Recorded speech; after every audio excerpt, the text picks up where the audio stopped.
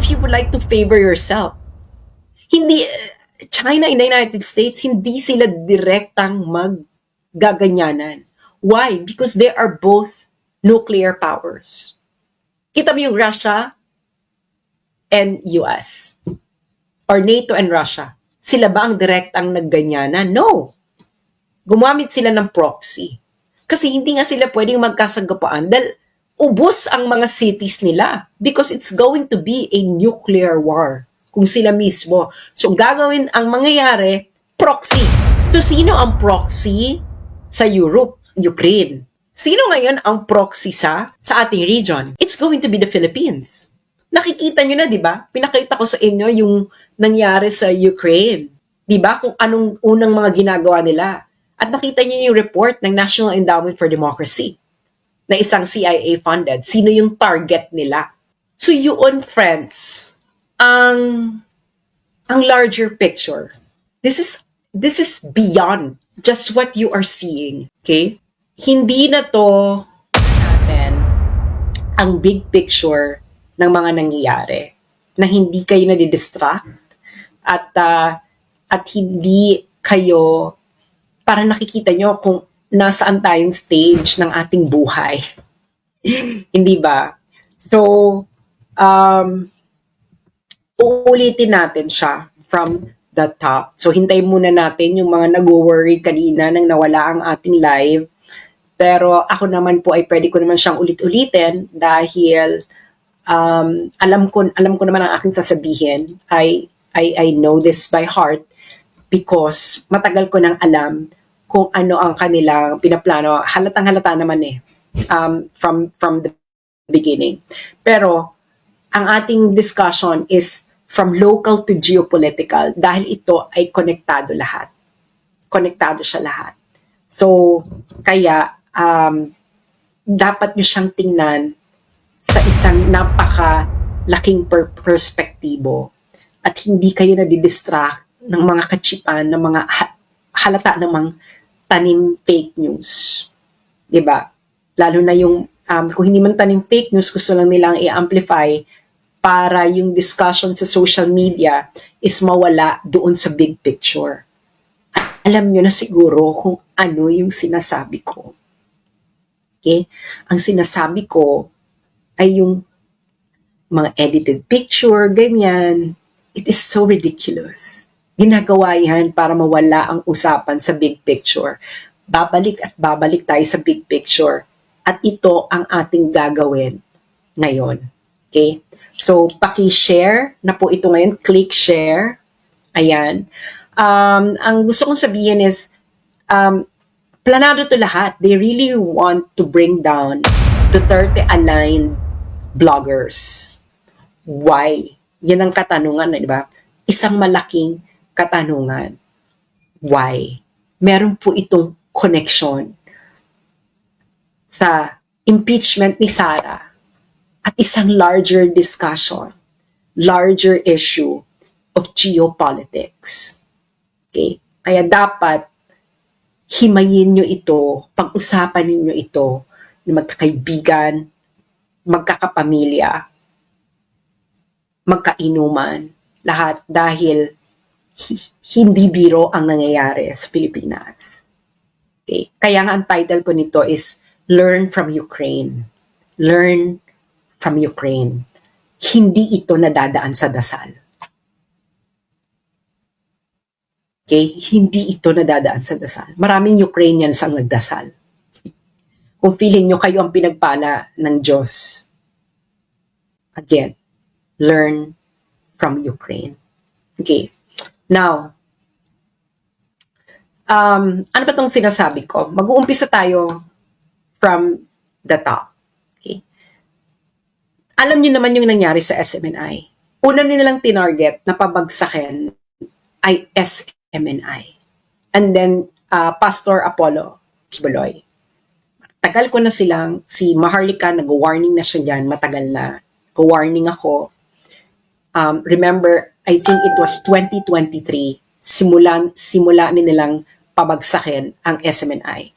Bakit SMNI? Una-una, SMNI, ay ang tanging talagang makikita mong pro-Duterte na media. Correct? Gusto nilang pabagsakin. Kaya nga ilang beses nawawala ang Facebook accounts at YouTube accounts ng SMNI. At anong ginagawa nilang paraan para mawala at maban sa Facebook or sa YouTube ang SMNI? Kung na magsasampa sila ng mga kaso-kaso, tapos yung mga kaso-kaso, dadali nila sa YouTube at Facebook at sasabihin, itong user na to, ganito, ganyan. And Facebook will oblige. Lalo na kung merong investigation, meron ng ganito. Ganyan ang kanilang taktika. Ginawa na nila to before. And remember, ang gusto nilang gawin ngayon, lalo na sa akin, and I will explain to you why. Okay? Ako mismo ang target nila. Remember yung ginawa nila kay Donald Trump? Tinanggal nila Donald Trump sa Facebook and Donald Trump sa Facebook, kahit sa Twitter. Do you remember? Do you remember? It is the same thing that they want to do. Nagawa nga nila kay Donald Trump yan eh. Noong 2020, kailan man naban si Donald Trump? I think so 2021. Paano pa tayong simpleng Pilipino lang at mamamayan? Hindi ba? Mahihimay-himay nyo itong lahat. Okay? I-discuss ko ito ng paunti-unti. Uumpisahan na ngayon natin sa sinulat. May battle plan talaga sila because katulad na rin ng nireport ng Rappler. Okay? This is a report by Rappler. January 16, 2025. Okay? January 16, 2025. Ang title, Decoded, Duterte social media army, very much alive, roars to defend and battle Sara Duterte. Okay. So, they recognize na talagang hindi nila kaya ang Duterte-aligned bloggers and their influence. Okay. Siyempre, kailangan ko na magbayad. Kanina hindi ko naman kailangan magbayad. So, dito sa article na to, okay, na-recognize nila na outnumbered sila. Na halimbawa ito,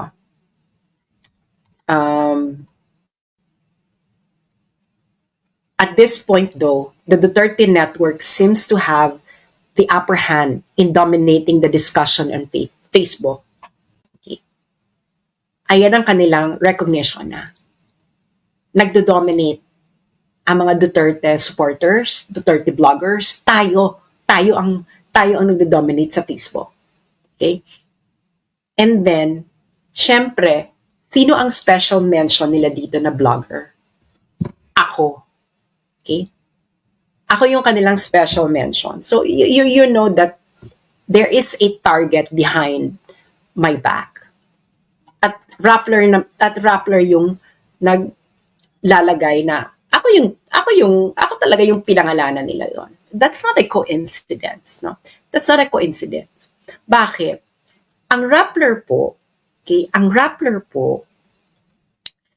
ay isa po ito sa mga recipients ng National Endowment for Democracy grant or NED.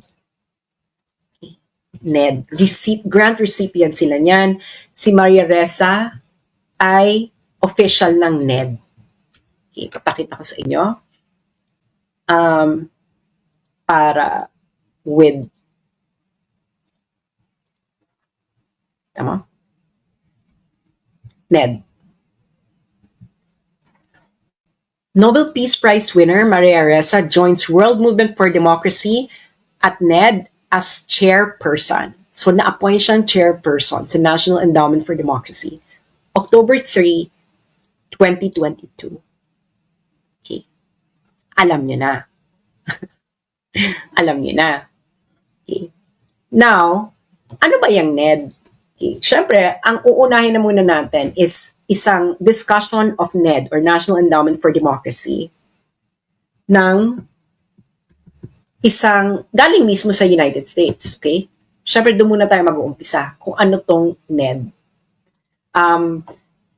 Binatikos na rin ni Elon Musk before itong NED, pero hindi pa niya itong magalaw, yung NED. Ang nagagalaw pala niya is USAID. Okay. So, halimbawa ito, noong February 3, 2025, Elon Musk, sabi niya, NED is a scam. Pero hindi pa niya magalaw. Bakit mahirap itong galawin ni Elon Musk? Dahil, pakishare muna yung mga karating lang habang hinahanap ko pa yung renewal. Yung mga nagre-content, anuhin nyo na lang ito, video capture nyo na lang din bago kayo mag-antay na matapos ito. Okay. So, ito ay sinulat ng Center for Renewing America. So, sino ba itong Center for Renewing America? This is an American NGO. Okay? And this is based in the United States. Asan ba ang contact nito? Who we are. Okay, so it is a NGO based in the United States, and ang office nila ay ano nakalagay na office, but this is a base in the United States. Okay. Now, meron silang sinulat about National Endowment for Democracy. Okay. So, ang nagsulat nito is a CRA staff, Center for Renewing America, the National Endowment for Democracy, and an NGO system actively undermining America. NGOs have become the vanguards of progressive orthodoxies. Many of these quasi-independent organizations fuel woke and weaponize ideologies and a whole of society approach that steers government resources towards radical progressive priorities. So, this is an American organization, ha? Sila lang nagdi-discuss. So, sino tong NED? Okay, NED, National Endowment for Democracy. It was created in 1983. At the height of the Cold War, NED was conceived by former CIA Director William Casey and former CIA operative Walter Raymond Jr. Ibig sabihin, binuo siya ng CIA nung Cold War. Para saan? Okay? Kasi, itong ginagawa ng CIA, may secret. Meron ding hindi secret. Yung hindi secret na ginagawa ng CIA, ang gumagawa nun, National Endowment for Democracy, para magmukha siyang legitimate. So, anong ginagawa ng NED, National Endowment for Democracy, para magmukha siyang legitimate na work sa ibang bansa, hindi siya espionage. NED accomplishes this through the dispersal of grant monies to favored and well-connected interests abroad. This dynamic purportedly allows activities to maintain an air of independence from official U.S. government actions. So, ibig sabihin, nagpa-fund, kunwari, hindi U.S. government yung nagpa-funding. Pero ang nagpa-funding talaga ng National Endowment for Democracy is US government. So magpa-fund ngayon sila ng mga NGOs. Okay. So anong connection? Meron ditong discussion, yung Center for Renewing America, nang ginawa ng NED. Okay?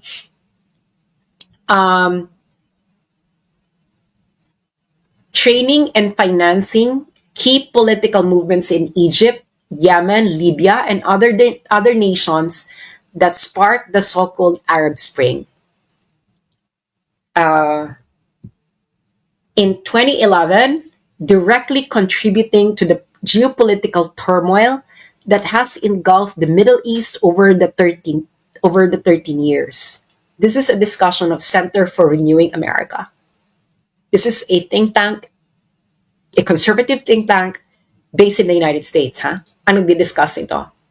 Among the groups unintentionally empowered by NED's pro-democracies meddling in the Middle East are radical jihadists like the Houthis in Yemen, the Al-Nusra Front in Syria, and the Islamic State, otherwise known as ISIS in Syria and Iraq.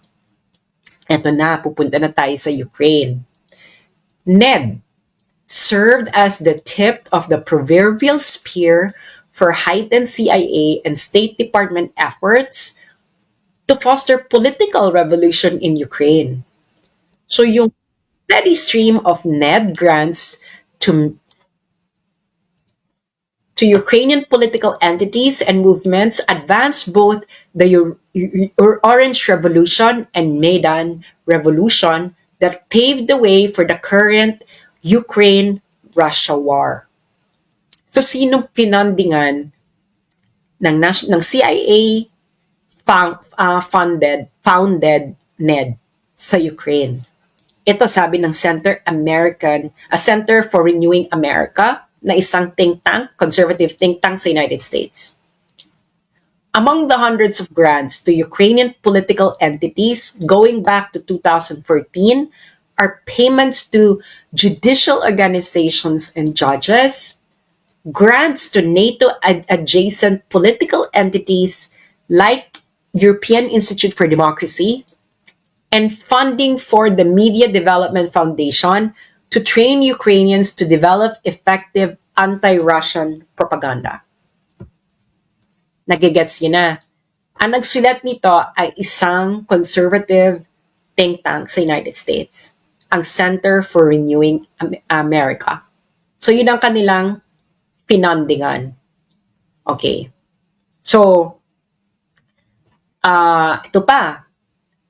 Bago daw kinlose ng NED ang kanilang mga grants searchy, kasi dati pwede mong i-search kung sinong pinafundingan nila. Ang data daw nila, ang nakalagay is tens of millions in US dollars to Ukrainian entities and anti-Russian interests in Ukraine with more than 330 unique grants. During the height of the Orange Revolution sa Ukraine, yung NED daw infused, ibig sabihin nagbigay ng more than 2.3 million US dollars directly into anti-Russian institutions and activists, including the activist arms of Ukrainian political parties and George Soros Open Society Foundations, in support of preferred candidate Viktor Yushchenko.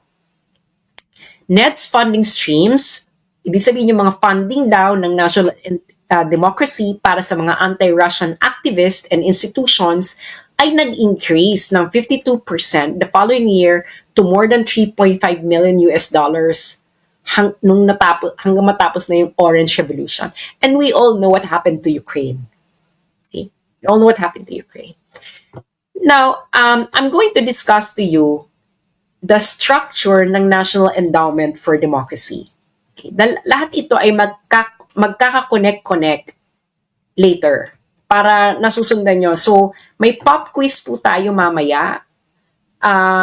Sana maghanda po kayo ng 1/4 sheet of paper. 1/4 sheet of paper para kayo ay handa later sa ating pop quiz. Okay. So, ang next natin na NGO ay ang Swiss Policy Research. Okay? So, ang Swiss Policy Research ay isa itong independent, non-partisan, and non-profit research group investigating geopolitical propaganda. Okay. Now, I believe, so, ano sila? They are investigating different propaganda. And one of them is the U.S. National Endowment for Democracy, and which is a CIA, tinatag yan ng CIA. Okay. Now, makikita nyo, inulit-uli nila, the National Endowment for Democracy, or NED, was founded in 1983 by U.S. Congress as a private non-profit foundation dedicated to the growth and strengthening of democratic institutions around the world. CHAR. Okay? Sabi nga nila, as NED co-founder Alan Weinstein famously explained in 1991, a lot of what we do today was done covertly, ibig sabihin secretly, 25 years ago ng CIA. At ang mga activities nila ay information operations, subversion, and regime change campaigns. Kaya di ba nung panahon ni Duterte, grabe yung panawagan na ng regime change, tatanggalin si Duterte sa pwesto. May funding kasi. So pupuntahan na natin yung pinafundingan nila sa Pilipinas. Okay. Ito, halimbawa yung sa Hong Kong protest, a lot of the organization na involved dyan na nag-organize ay funded yan ng National Endowment for Democracy. So kita mo sa China, ang dami nilang pinafundingan. Di ba? Ang dami nilang pinafundingan na China-related. Karamihan dyan pinasalan ng China. So ngayon, sa Pilipinas, ito ang kanilang pinafundingan. Kaso ang data lang nila nito hanggang to 2019 lang. Pero at least makikita nyo na yung kung sino-sinong pinafundingan nila.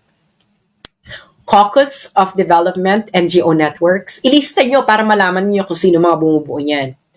Center for Media Freedom and Responsibility, Center for Youth Advocacy and Networking Incorporated, Generation Peace Youth Network, Initiatives for Dialogue and Empowerment through Alternative Legal Services or IDEALS, International Center for Innovation, Transformation, and Excellence in Governance or Insight Gov, Mindanao Institute of Journalism Incorporated, People's Alternative Studies Center for Research and Education and Social Development or PASCRES, Philippine Alliance of Human Rights Advocates or PARA, Philippine Center for Investigative Journalism, Filipina Incorporated, Rappler, Republika at Demokrasya, and Veripiles. So, si Rigoberto Tiglao, na-document niya yung ilang years yung na-document ni Rigoberto Tiglao na pinafundingan ng CIA-founded na National Endowment for Democracy. Okay. So, syempre, Rappler, nag-gets yun na yung connect. Rappler, funded ng CIA na ng NED, ng National Endowment for Democracy, na tinaguyod ng mga CIA. And it's recognized all over the world na ang National Endowment for Democracy ay CIA. Okay? Now, sino ngayon yung gustong magpabagsak ng mga Duterte-aligned bloggers? Rappler. Okay. Bago ko i-discuss tong dalawang documents na to, gusto ko muna ipakita sa inyo yung structure ng National Endowment for Democracy para makita ninyo yung organization. Okay. So ito ang kanyang structure. So merong National Endowment for Democracy, tapos may 4 na sangay. Ang International Republican Institute. Okay? Ilista nyo, dahil meron tayong pop quiz mamaya. Ilista nyo yan. May pop quiz tayo. International Republican Institute, Center for International Private Enterprise, National Democratic Institute, at Solidarity Center. Okay? Itong Solidarity Center, ito yung mga nagbibigay ng funding sa mga workers organization.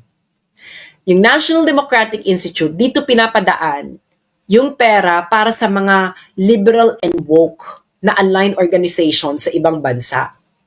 Itong Center for International Private Enterprise, ito ang pinagdadaanan ng pera para ma-fundingan ang mga small and medium enterprises and any businesses na nangangailangan ng funding. Of course, outside the United States. At the International Republican Institute, syempre, kailangan cover mo lahat. Cover mo yung woke, cover mo din yung conservative. So, alam nyo na ang structure nila. Okay? So, tandaan niyang International Republican Institute. Okay. Bakit matagal ko nang alam na tatargetan ako? Okay? Kasi, um, yung NED-funded, okay, yung International Republican Institute. Nagigets niyo yan? Nakita niyo? International Republican Institute. Okay. Kita niyo na. International Republican Institute. So itong International Republican Institute na under ng CIA na organization, na National Endowment for Democracy, nag-publish sila ng isang report noong 2023. I believe ni-release nila to ng June 2023. Ang title, Countering China's Information Manipulation in the Indo-Pacific and Kazakhstan, a Framework for Understanding and Action. So nakita niyo yung sinabi ng Rappler, di ba? Pro-China, Duterte. Tapos nakita niyo naman nung hearing, di ba? Papakita ko sa inyo nung hearing kung ano yung kanilang gustong palabasin. Okay? 'Di ba? Para makikita nyo ang pagkatahi-tahi ng lahat at nakikita nyo ang big picture. So yung mga kapunta pa lang dito, paki-share po ito. Okay. So, nakita nyo na ang mga China-funded seminar for Filipino social media influencers ex-PCO chief admits. So, ayan ang isa sa kanilang mga ayan ang kanilang mga eksena sa buhay, hindi ba? So nakita niyo yung pagkatahi-tahi ng lahat. At alam niyo na rin kung bakit nagtatag sila ng pro-China, etc. Because may pera. Okay, now, pupunta ngayon tayo dun sa report ng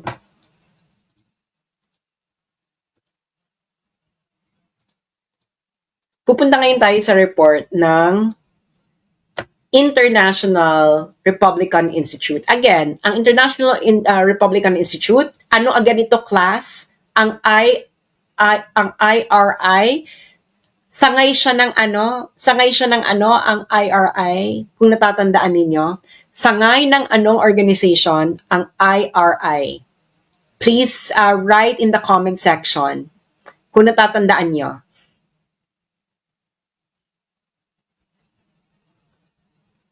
NED, exactly. Yung mga kay Shelo Magno, wag yung pag-aksaya ng panahon yan. What they really want is for them to have a case and then go to Facebook and to permanently remove me from Facebook. Well, we have a bigger picture here. Yung mga ganyan Shelo Magno, they are simply little figures in the bigger story. Okay. So, nirelease ito ng IRI. So, natatandaan nyo kung anong part ang IRI. Noong 2023. Pinublish nila to ng mga June 2023. Okay. June 2023. Kailan biglang nagpalit ng foreign policy? Si Marcos, BBM. February 20, mga late January 2023. February 2023, di ba biglang dumami yung EDCA. At ako ang very vocal noon against EDCA. Kung natatandaan nyo. At yung mga pro-Duterte vloggers, yung iba sa kanila, inaway pa ako dahil nga naniniwala pa rin sila kay Bongbong Marcos noon. Galit na galit sila sa akin nung nagsasalita ako noon. Aminin nyo yan. Iisang vlogger lang ang talagang agarang kinontak ko para bigyan ako ng platform. Ayun ay si Banat Bay. Hindi pa kami magkasundo ni Banat Bay. Pero yung iba ayaw hawakan. Okay? Ayaw hawakan yung issue. So ako lang noon. So June 2023, naglabas ang International Republican Institute na isa sa mga sangay ng National Endowment for Democracy na isang CIA organization. Okay? Tinatag yun ng CIA. It's an open secret. Nilabas nila to. Ngayon, makikita nyo, pero, ang report na to, I believe, ay sinulat nila ng Sinulat nila to ng 2022. I will explain why. Pero 2023 lang nilang ni-release. Kita mo. Pro-Duterte influencers. One final major way pro-PRC narrative spread was through pro-Duterte social media influencer. Nakita niyo na yung pagkatahi-tahi ng mga bagay-bagay. Sabihin nyo yes or no. Nakita nyo na ang pagkatahi-tahi ng mga bagay-bagay. Nag-file na daw ng libel. Bakit ba pa ulit-ulit? O, hindi nag-file siya. Problema niya na yan. So, nakita yung pagkatahi-tahi. Tapos sabi, sinong pinangalanan nila dito? Tatlo lang kami dito. Oh? Si RJ, Thinking Pinoy, ako, at saka si Yan Suwing are among the pro-Duterte influencers who took an interest in Philippine-China affairs. Oh, syempre special mention kami ni Thinking Pinoy. Nieto and Sasot are two of the most influential. So, alam na nila. Diba? If not the most influential, pro-Duterte influencers on social media with follower counts in the millions. Okay. Ngayon, alam kong 2022 nila to tinitiktikan pa. Kasi itong post ko na to, na feature nila, ako talaga yung feature nila, di ba? Sabi ko kasi, for two consecutive presidential elections, the Filipino people defeated the CIA's candidates because I thought na si Lenny lang. Kasi si Lenny, yung organization niya, naging funded ito ng ng IRI. Meron silang partnership. Yung NGO ni Lenny, I think it's the, if I'm not mistaken, it is the Jesse Robredo Foundation. Yung Jesse Robredo Foundation, or Angat Buhay, whichever of the two, nagkaroon ng partnership sa International Republican Institute na again, under ng National Endowment for Democracy. At ang National Endowment for Democracy ay isang CIA-founded organization. So ako talaga yung, syempre, pa ako nito, may illusion pa ako nito, no, about Bongbong Marcos. Pero after iba ng foreign policy, si Bongbong Marcos February 2023, at nagsalita ako against this, inilabas ngayon ito ng National Endowment for Democracy. At syempre, ako ang bida. 'Di ba? Ako ang bida. Ngayon, si RJ's, feeling ko talaga, 2022 pa nila to sinulat, 2023 lang nila nilabas. Kasi si Thinking Pinoy nandito pa. So, hindi pa nagmamanifest talaga na si Thinking Pinoy ay subakabilang parlor na talagang tuluyan. Okay. So, this was 2023. 2023 tong report na to. Okay. Ngayon, recently, 2024 lang. 2024 lang. Ang naglabas naman ng report ay, ano yan? USAID. At ang partner nila is yung Internews o media again. Itong Internews, kung makikita nyo, may parating pina-flash na quote card ang News 5, yung Mogato. Siya yan behind dyan sa Internews, si Mogato. So, USAID, di ba? Nirelease to ng August 2024. Yung Internews, funded yan ng USAID. Okay. So, ngayon, ano ngayon ang agenda nitong report na to? So, yung kanina 2023, nirelease ng June 2023. Ito yung pinakabago. Nirelease ito ng August 2024. So, sino ang nag-funding? United States Agency for International Development. Hindi ba? So sabi, it does not necessarily reflect the views of USAID or the United States government. Siyempre, etos garbanzos. Sila nag-funding. Okay. So ngayon, ang eksena ngayon dyan, okay, pupunta ngayon tayo sa Eto na. Pro Duterte's social media accounts. Okay. Siyempre, ako na naman. No? Ako naman ang nandito. So, kung bibilangin nyo, halimbawa ito, coming to the Vice President's defense, X and Facebook accounts circulated a screenshot of a tweet by political blogger Sas Sasot referring to Oplan Destroy Inday, a purported campaign to tarnish Inday Sara Duterte's image.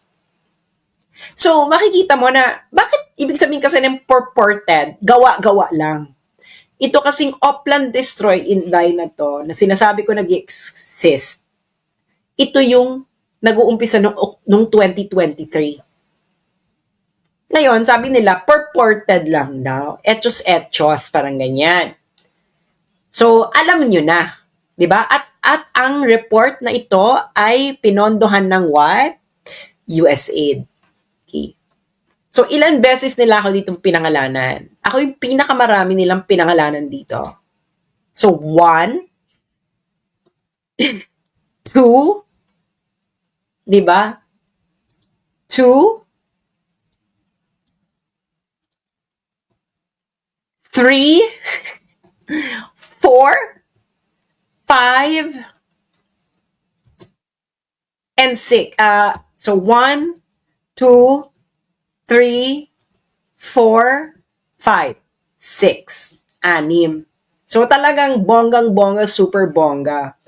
So, ako talaga yung, ayan na naman, pro-China, etc. At sinong funded nito? USAID. Alam naman natin ang iringan ng US ngayon at ng China. Okay. USAID. So ngayon, naiintindihan nyo na ngayon, I hope naman, natahi-tahi nyo na kung anong nangyayari. Diba? Now, bakit ako ang target? Bakit ako ang target nilang pabagsakin? Sinasabi ko na sa inyo,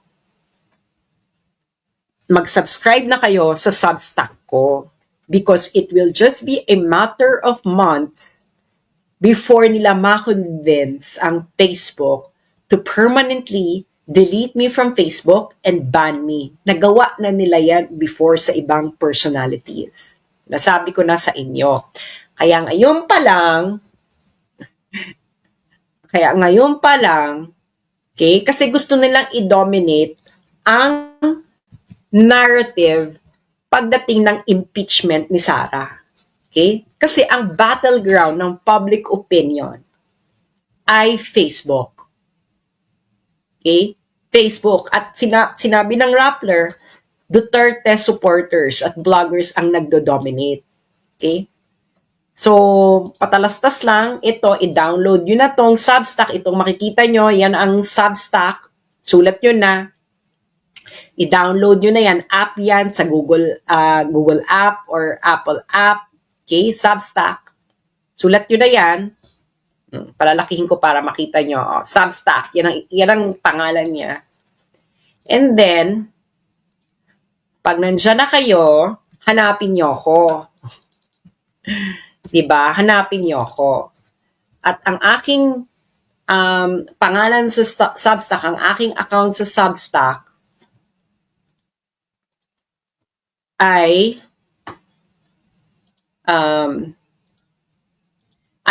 ito. Okay. This one. So, isulat yun na kung sino para hindi na pa ulit-ulit. Ilang beses na rin ako nagpo-post sa Facebook. So, yan, Asian Scholar. At Asian Scholar. Okay. At Asian Scholar. Okay. So, ayan na. Okay. Ngayon, they would like to dominate both foreign policy and, of course, local politics. That's the entire game. Okay? Bakit ako yung talagang gusto nilang pabagsakin ng bonggang-bongga? I'm gonna show you. Okay? Because of my reach. Okay? So, itong aking pinaka-latest na reach. The last 90 days. The last 90 days, ang views ng aking Facebook Views, ibig sabihin ng views, ilang beses nag-appear ang aking content sa mga news feeds. Okay? Last 90 days. Last 90 days, 379,308,749. At previous 90 days, about 99 million. So yung previous 90 days, sobrang laki na. Tapos nung sumunod na 90 days, itong current 90 days, 379,308,749. At ako pa lang yan. And this is all organic. Okay? This is all organic because wala pa akong pambayad. Kahit gusto kong magbayad, naka-disable po ang boosting function ng aking page. Matagal na. So this is all organic. Okay? Ngayon, anong engagement niyan? Okay? So yan, yung views, ilang beses nag-appear yung content ko sa news feeds ng mga Facebook users. And take note, there are only about 90 million Facebook users in the Philippines. Pero ako, about 300 plus million nag-appear sa newsfeed ng mga newsfeed ng Facebook users, mostly from the Philippines, ang aking content. Ngayon, ano ang engagement niyan? Ang engagement niyan ay, engagement rate ay 55,416,973. Yung engagement, ito po yung number of likes, share, comments. Read. Kung binasa mo, kung kilik mo yon, binasa mo, that's an engagement. Shinare mo, that's an engagement. Shinare mo sa group mo, that's an engagement. So in the past 90 days, my engagement is 55,416,973. And this is all organic. Ngayon, kaya gusto nilang targetin at tanggalin ako sa Facebook. Why? Because hindi nila kaya ng ganito na hindi sila magbabayad at mahal. Ipapakita ko sa inyo ang sample kung gaano kamahal ang gawin niya mga ganyan. Okay. Ito ay shinare sa akin ni Art Samaniego. Okay. Ito ay ang mga top advertisers ngayon sa Facebook. Ang number 1 ay Pilipinas Today. Alam niyo siguro yung Pilipinas Today. Kaya alam ninyo na nagtataka ba kayo kung bakit parating paulit-ulit lumalabas ang Pilipinas Today sa newsfeed nyo? Dahil nagbabayad sila sa Facebook para gawin yon. Alam nyo na. So, magkano nila ang babayad nila? 23,675,144 for just 7,406 posts. Kaya ganyan sila kaporsigido. Okay? Pero hindi pa rin nila mapantayan yung aking views and reach kasi nga all organic Pati yung engagement. No? Yan pa nga lang. So, nagsispend na sila ng 23 million. Kaya gusto lang talaga nilang tanggalin tayo physically. And then they will do everything. Legal, illegal, etc. So, syempre, ang pinaka-ultimate solution, gusto nila, pauwi na ako ng Pilipinas para matagi boom-boom. Kasi habang buhay ako, I can still write. I can still talk to you in any way. Hindi ba? Pero ngayon, ang first gusto nilang gawin ay ma-permanently removed ako sa Facebook. I'm telling you, it's going to happen. It's going to happen in a few months bago mag-start ang hearing ni Sara. They will do everything in order to do that. Kaya nga sinasabihan ko yung mga Pilipino sa Meta, if you don't bring this protest outside Meta,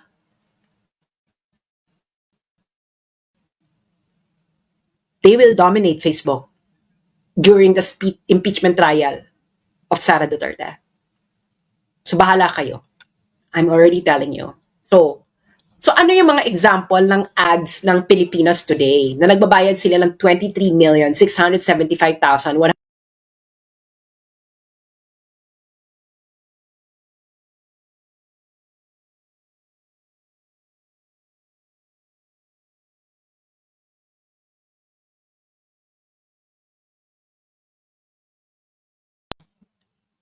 Ano ba yan? Nawala na naman ako.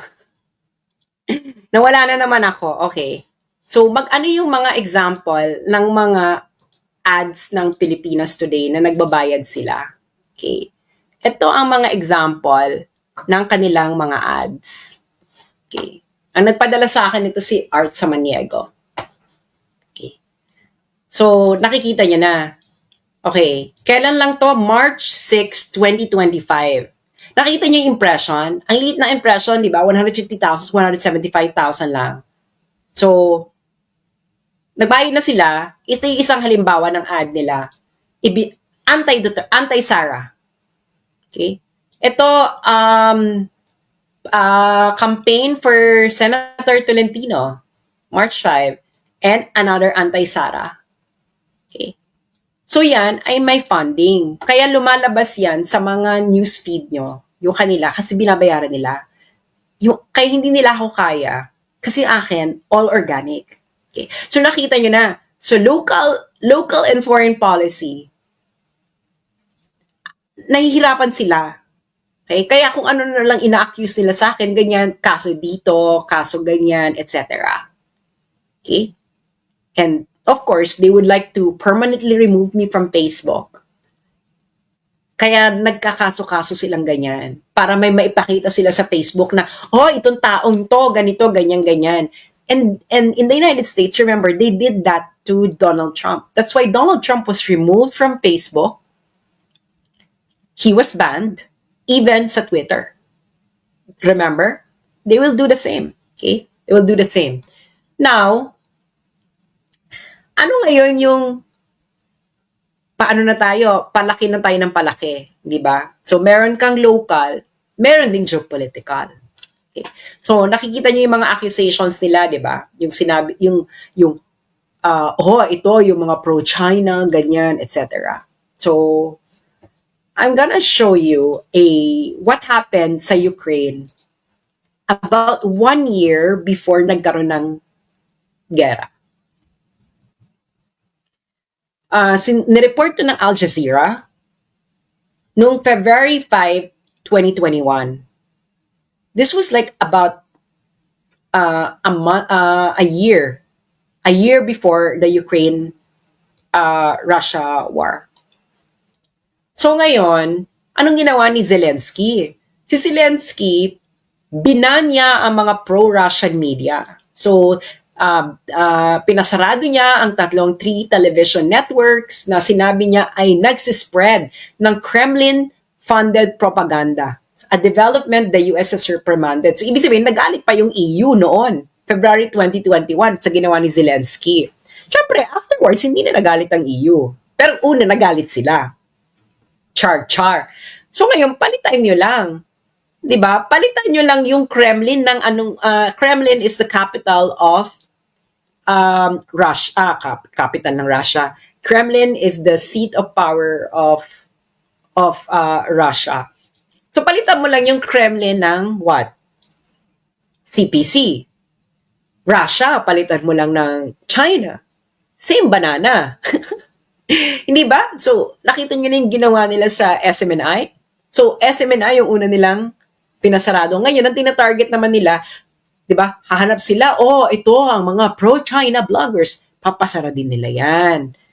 Daan na sila patungo. Which Zelensky actually did.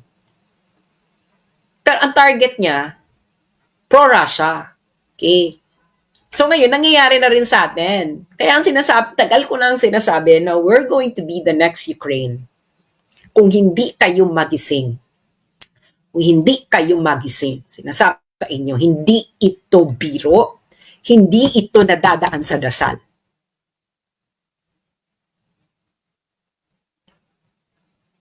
Mag-usap-usap kayo, pamilya, etc. Dahil hindi ito biro. So, ngayon, bakit sinasabi nila hindi naman pro-war si Donald Trump? Yeah, as a person, hindi siya pro-war. Pero sa United States, hindi lang po presidente ang gumagawa ng desisyon. Kahit ayaw mo ng gera, the deep state, yung tinatawag nilang deep state sa US, can actually force a US president to go to war. Sinasabi ko na sa inyo, yung mga false flag, kahit ayaw ng presidente, ng US president na pumunta ng gera, ang gagawin ng deep state, gagawa sila ng paraan para yung US president is maggawa ng gera. So, you have to understand kung nasaan na tayong part ng history ng mundo. Okay?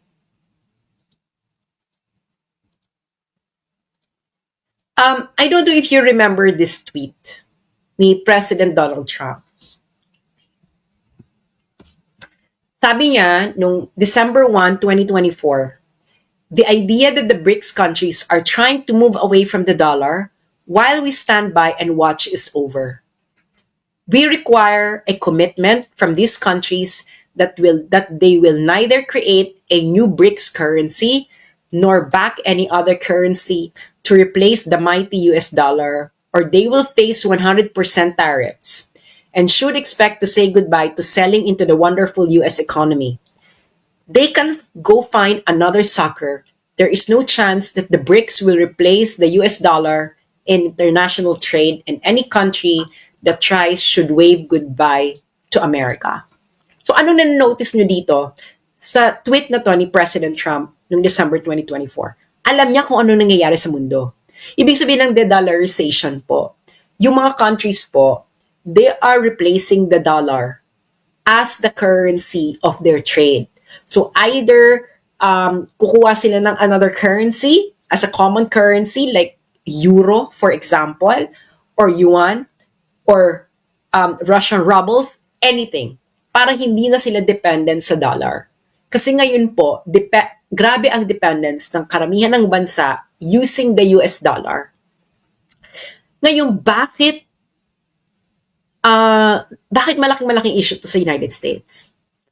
Kasi, ang US dollar po, yung US dollar, print ang US dollar. Pero sa napupunta yung pera? Napupunta ito sa labas. Kasi nga siya yung ginagamit na currency Currency for international trade. Ngayon, pag nagde-dollarization ka, malamang tataas ang inflation. You can research this. Yan ang number one problem ng United States. As in, grabe ang magiging inflation sa United States. As in, panggulo level. Kaya concern si Donald Trump. Pero pag nakita mo dito, ang tactic lang ni Donald Trump, tariff. Kasi yun yung ano niya Siguro yan na yung pinaka hard approach niya. Imbes na makipag-gera boom siya, tariff na lang. Pero until what point? Paano kung hindi ma-achieve na mapigilan yung de-dollarization sa pamamagitan ng tariff lang? So you go to the next level. Which is what? Another Ukraine. Why? Why you need another Ukraine? Kasi kailangan, gusto mo nang magkaroon ng hardball negotiations. And you can only do hardball negotiation to stop something like this through peace deals. Because peace deals create a new order.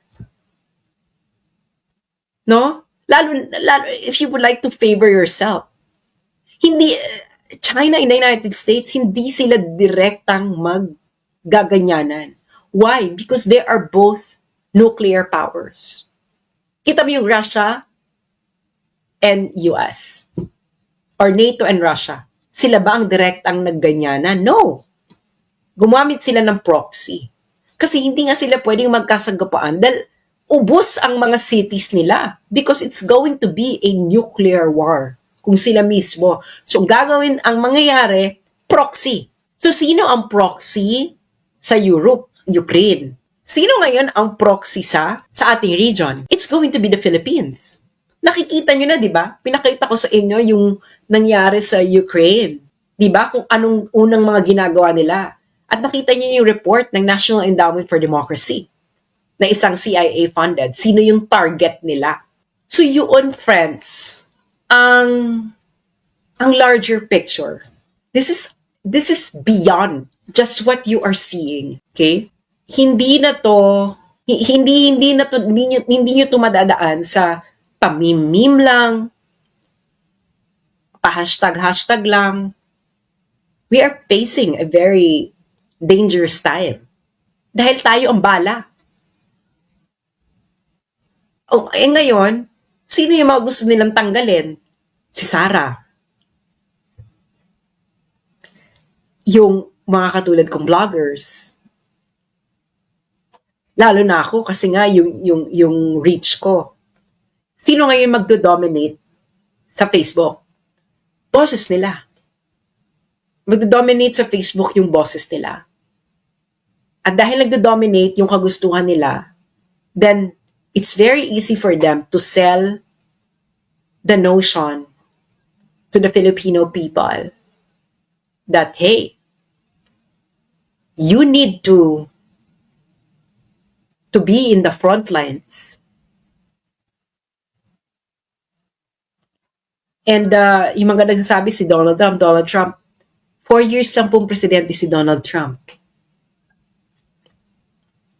After Donald Trump, it's going to be a new president. Might not happen in his term. It might happen kung yung deep state sa US magkaroon na ng bagong favorite, or they can force Donald Trump to actually push the Philippines into a proxy site. Dahil nga, we are now moving to a different world order. Sinabi ko na yan ang tanong ko noon, di ba? Kay Bongbong sa Deep Probe. And and now I know what he might want to do. So, ang masasabi ko lang sa inyo, well, I will not shut up. No? Kaya pumunta kayo sa Substack. They might remove me from Facebook, etc. But I will not participate in their drama. I will just keep on writing. And I hope na i-share nyo rin. Pag-usapan ninyo mga magkakaibigan. I-share sa mga kaibigan nyo. I-share nyo sa Facebook ninyo. Go to Substack. Okay? Go there. Okay? Para doon nyo, sinasabi nyo, mag-open ko ulit ng Facebook. No, they will just keep on removing it. Kaya doon tayo sa Substack. Because diretso sa email ninyo or sa app ninyo, they wouldn't even know, then you can forward it to your friends via email. Pag-usapan ninyo. Okay? That is where I'm going to keep voicing out what needs to be voiced out. So hanggang nasa Facebook pa ako, doon muna ako. Pero we have to prepare. We have to prepare for the eventuality. Dahil malapit na ang impeachment ni Inday Sara. And then they would like to remove Duterte voices on Facebook because they would like to dominate Facebook. So again, go to Substack.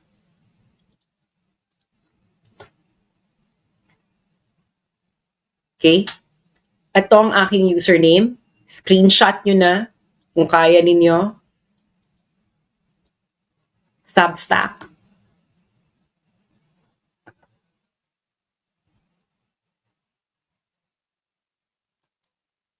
So ngayon, so ayun na nga. We're already going there. Sinabi ko na sa inyo, nilay down ko na ang mga step by step ba na mga pangyayari. And it's going to, kaya nga si Inday sabi niya, sana may bansa pa tayo ng 2028. Malaman yung sinasabi niyang yon. So, Do not take this as a joke. This is not funny. You have to take this seriously. Bahala kayo kung ayaw ninyo. Bahala kayo kung mag-last minute kayo. But I'm telling you, you have to study what happened in Ukraine. Fully study what happened there. So maraming salamat sa inyong mga patuloy na nagsusuporta. Paki-share ito. Yung mga nagko-content sa akin, huwag na kayong humingi ng paalam. Download this, recontent this, comment on this, etc. And we will keep on writing. And wala akong pakialam kung masaktan kayo. But the truth must be spoken. And alam ko yung laro ninyo. No, you cannot, hindi niyo ako mapapaikot. And that's why we have to have a backup plan. And that's where we're going to disseminate what needs to be disseminated so that you can no longer fool the Filipino people. Maraming salamat po at magandang hapon muli. Ito po uli si Sas Rogando Sasot. Until next time. This is for the motherland.